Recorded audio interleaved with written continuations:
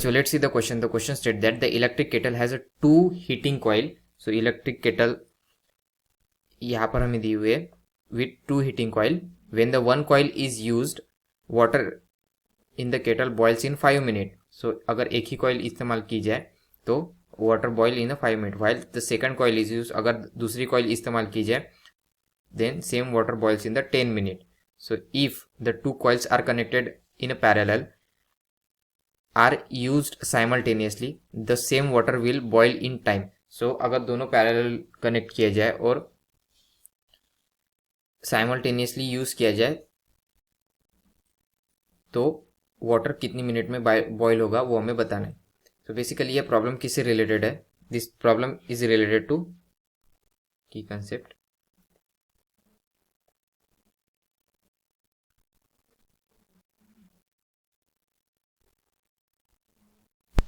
Combination of different power rating coil.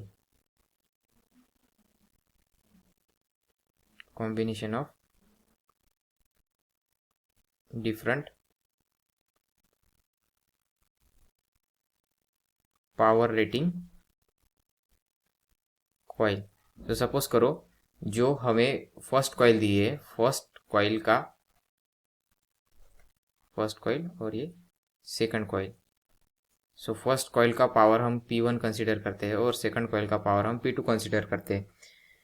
Now in a given time एक particular time में that is time T1 वो कितना power consume करेगी P1 and produces H amount of heat.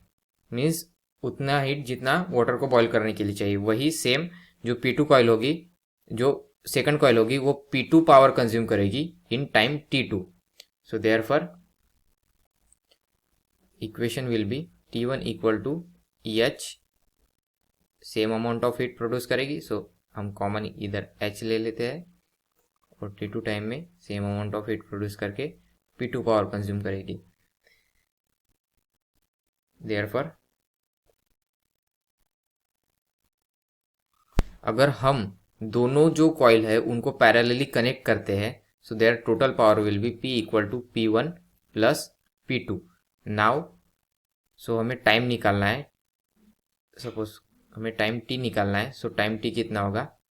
Same amount of heat produce होगी for boiling the water और power कितना होगा यहाँ पर P1 प्लस P2.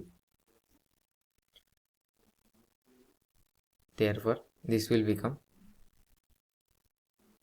तो जैसे कि हमने इस फॉर्मूला से, so from this formula we can calculate P1 equal to H by T1 और इस फॉर्मूला से P2 equal to H by T2. So therefore H है हमारे पास P1 की value H by T1 plus P2 की value H by T2. So from this T equal to H get cancel out. तो यहाँ पर बचा 1 by T1 plus 1 by T2. Therefore T is equal to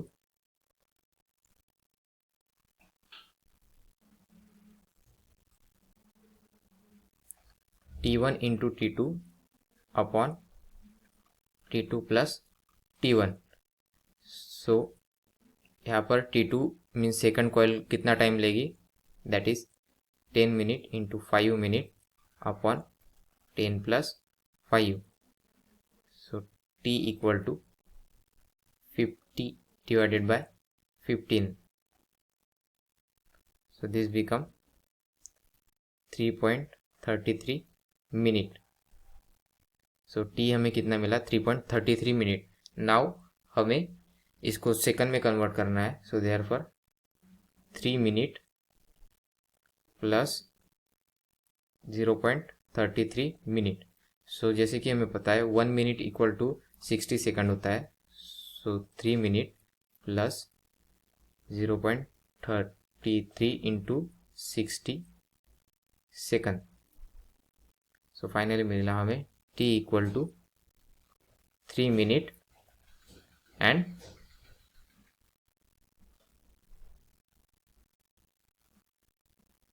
20। Therefore option A is correct. So आशा करता हूँ आपको solution समझ में आया होगा। Thank you.